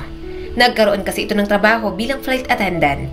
Halos 1 taon na rin, kaya hindi na nila kasama sa bahay. Gayunpaman, nangako naman ang dalaga na kukuha lang ito ng 3 years experience bago mag-settle sa gotohan nila. Mama, namiss ko po kayo ni Lola Cora. Bulalas ni Kyra at mahigpit silang niyakap. Namimiss ko na pong ipagluto nyo. Namiss ko na rin po itong bahay sa kagotohan. Mahina naman siyang tumawa. Sige na't umakyat ka na sa taas. Kumain na kayo ron. Sinara ko ang gotohan sa araw na to para makapagpahinga ka ng maayos at makabanding din kita. Napangiti naman si Kyra. Salamat po ma. Ang swerte ko po talaga sa inyo. Nagsalo-salo na nga sila at nagkwentuhan. Pagkatapos, hinayaan niyang magpahinga sa kwarto si Kyra. Habang naghuhugas ng mga pinggan, natigilan si Nympha nang biglang may nag-doorbell. Nang dungawin niya sa malaking bintana, nagulat siya nang makita sa baba si Benjamin. Anong ginagawa ng kumag na to? Naiinis niyang tanong habang bumababa at pinuntahan si Benjamin. Anong ginagawa mo rito? Sarado na nga kami. Wala ka pang patawad dyan sa pangungulit mo. Napailing naman si Benjamin. Na-flat na nga ang sasakyan ko para lang makapunta rito. Iniwan ko ang sasakyan ko ron at nag-tricycle na lang papunta rito para lang makapunta. Mas lalong naguluhan si Nympha. Tapos, anong gagawin ko? Bakit kasalanan ko pa na na-flat ka? Sinabi ko pang pumunta ka rito? Ni ayaw na nga kitang makita kahit kailan. Ikaw naman, balik ka ng balik dito. Sinabi na nga na hindi ko ibibenta ang lupa. Bakit? Ano ba, Benjamin? Bigla na lang kasi nitong itinapat sa mukha niya ang isang maliit na bouquet ng mga puting rosas. Nalasahan niya tuloy ang mga petal. Hinawi niya ang bouquet pero tinapat muli sa kanya. Para saan naman yan? Ano yan? Banta ba yan? Patay na ba ako? Bakit puting rosas? Hindi makatingin si Benjamin sa kanya. Napulot ko lang. Sa'yo na. Mapakla siyang tumawa. Sa akin? At ano napulot? Grabe naman. Ang ganda ng napulot mo. Nakaayos pa. Naiinis na tumingin sa kanya si Benjamin. Ang bilis talaga ng bibig mo. Di sige. May nadaanan akong flower shop. Binili ko. Naisip kita kaya binili ko. Tanggapin mo na kasi. Bakit ayaw mong tanggapin? Ikaw na nga binibigyan ng mo bulaklak. Nanlaki ang mga mata ni Nympha. Aba, sinabi ko ba na ibili mo ako ng mga bulaklak? Teka nga, ano ba itong ginagawa mo? Nanliligaw ka ba? Hindi agad nakasagot si Benjamin at umiwas ng tingin. Bakit? May sinabi rin ba ako na manliligaw ako? Muli nang napamura si Nympha. Hindi makapaniwalang tiningnan niya na lang si Benjamin sa kanyang harapan. Pakiramdam niya, nag-aaksaya lang siya ng oras sa pakikipag-usap rito. Mukhang nahangina na yata ang utak ni Benjamin. Tito Benjamin? Nagtatakang tanong ni Kyra na lumabas na pala sa bahay nila. Ano pong ginagawa niyo rito? Bakit niyo po kausap ang mama ko? Kumunot naman ang noo ni Benjamin. Kyra? Dito ka nakatira? Bakit? Mag-ina kayo ni Nympha? Lumapit agad si Nympha sa kanyang anak. Kyra, bakit mo kilalang kumag na yan? Bago pa siya makasagot, may humintong sasakyan sa tapat nila. Pareho silang nagulat ni Kyra nang makitang bumaba si Ethan. Papa, susunduin ko na po kayo. Ano po bang ginagawa niyo rito? Kinakabahang tanong ni Ethan bago lumingon sa kanilang mag-ina. Magandang gabi po, Tita Nympha. Kyra. Napairap naman si Kyra. Walang maganda sa gabi ko dahil nakita kita. Tumikim naman si Benjamin at hindi rin makapaniwala sa mga coincidence na nangyayari. Kung ganoon, anak mo pala Nympha ang ex-fiancé ng anak ko. Napairap si Nympha. Oo, kaya pala ganyan ang anak mo. Manloloko. May pinagmanahan pala. Takot na takot naman si Ethan at parang gusto nang hilahin ang ama nito. Papa, tara na po. Pero ayaw magpaawat ni Benjamin. Bakit nga ba kayo naghiwalay ng anak ko, iha? Napakagatlabi si Kyra at hindi agad nakasagot kaya si Nympha nang sumagot para rito. Niloko lang naman ang anak mo ang anak ko. Nahuli ni Kyra na nakikipaghalikat sa lalaki ang anak mo. Ma! Bulalas ni Kyra. Natigilan naman si Benjamin. Parang may sumabog sa mukha nito na kung ano. Sakalang na-realize ni Nympha na parang may mali sa sinabi niya. Hindi lang niya talaga mapigilan. Inis na inis pa rin siya kay Benjamin kanina pa. Tapos bigla pang dumating si Ethan at mag-ama pa pala ang dalawa. Kaya mas lalo lang napuno ang inis sa kanyang dibdib. Hindi nakapagsalita si Benjamin. Maya-maya'y sumakay na ito sa sasakyan. Sumunod naman agad si Ethan na halos maiyak at nanginginig sa takot. Nang makaalis ang mga ito, bigla siyang nag-alala para kay Ethan. Ma, alam ko pong may kasalanan sa akin si Ethan, pero hindi mo po sana pinangunahan. Nakokonsensyang sabi ni Kyra. Napakagatlabi si Nympha. Pasensya na. Sobrang galit na galit lang talaga ako. Sorry anak. Sorry kapag bumalik dito si Benjamin. Kakausapin ko ng maayos tungkol kay Ethan. Yun nga lang, lumipas ang mga araw, mga linggo at mga buwan, hindi na bumalik si Benjamin sa gotohan. Nasanay na siya sa gabi-gabing pangungulit nito, kaya yon at hinahanap-hanap niya na ngayon. Nag-aalala siya para kay Ethan, maging si Kyra na nakamove on na rin naman, nag-aalala rin para dito. Kahit papaano may pinagsamahan rin naman ang dalawa. Kaya isang araw, nagulat si Nympha nang makita si Ethan kasama ang boyfriend nito. Hindi niya napigilang yakapin ang anak ni Benjamin. Tinuring niya itong parang anak at alam niya ang relasyon nito sa amang si Benjamin. Anong nangyari? Anong ginawa sa'yo ng kumag na Benjamin na yon? Sinunto ka ba? Saan ka sinaktan? Nag-aalalang tanong ni Nympha. Namumuo naman ang mga luha sa mga mata ni Ethan. Napatawad niyo na po ba ako, tita? Napatawad niyo na po ba ako ni Kyra? Napabuntong hininga si Nympha at muling niyakap si Ethan. Oo, hindi naman kami bato. Hindi ka lang naman naging boyfriend ng anak ko noon. Parang naging anak din kita. Parang naging pamilya ka rin namin kaya mahirap magtanim ng sama ng loob sa'yo. Hindi na napigilang lumuha ni Ethan. Tita, salamat po. Maraming salamat po. Huwag ka pong mag-alala. Hindi naman po ako sinaktan ni Papa. Ang totoo po niya, nahirapan po siyang tanggapin pero pinilit niya pa rin po. Isa pa, nang malaman niya po ang pagkatao ko, mas naging open po kami sa mga problema naming mag-ama sa mga nakalipas na taon. At about po sa lupa, huwag na rin po kayo mag-alala. Wala na po siyang balak bilhin. Natawa naman si Nympha. Mabuti naman at normal na ulit ang utak ng tatay mong kumag. Sobra ko na stress. Sana hindi ko na siya makita. Napangiwi naman si Ethan. Kaso, mukhang hindi po yata mangyayari ang gusto mo. Ha? Bakit? Nagtatakang tanong ni Nympha. Napatingin na lang siya sa entrance ng gotohan nang biglang pumasok si Benjamin na hindi niya nakita ng ilang buwan. May nahihiyang ngiti sa mga labi nito habang may hawak na mas malaking bouquet ng mga bulaklak. Bigla namang nagtitili ang mga staff niya. Maging si Nanay Cora, ngiti-ngiti na rin. Ang kabababalang na si Kyra, natawa at napailing nang makita si Benjamin sa gotohan. Pwede kayong umakyat ng ligaw para makuha ang puso ng may-ari nitong gotohan. Corny na tanong ni Benjamin. Bigla namang nagtilian at nagpalakpakan ang mga staff niya na parang mga timang. Napatingin siya kay Kyra na nakikipagkulitan na kina Ethan at Troy na para lang magkakapatid. Napanguso siya at muling tumingin kay Benjamin. Bakit pakiramdam ko mas nauna ka pang magpaalam sa pamilya ko bago ka sumulpot dito? Tanong ni Nympha. Natawa naman si Benjamin pero puno ng senseridad ang mga mata. Paano mo nalaman? Pero ang mahalaga, manliligaw ako. Sa tingin mo, tayo ba talagang soulmate? Matagal nang nagtatagpo ang mga landas natin pero hindi natin pinapansin. Nagkaroon ng relasyon ng mga anak natin pero hindi natuloy dahil hindi nakatadhana. Sa tingin mo, sa atin kaya gumagawa ng daan ng tadhana para tayo talagang magkatuluyan? Humalakak naman si Nympha at tinanggap ang bouquet.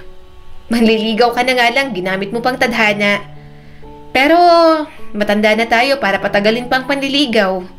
Pwede bang tayo na agad? Napakagatlabi si Benjamin pero umalpas pa rin ang malawak ng ngiti sa mga labi nito. Pwede bang kasal na agad? Naghiyawan ang mga tao sa loob ng gotohan.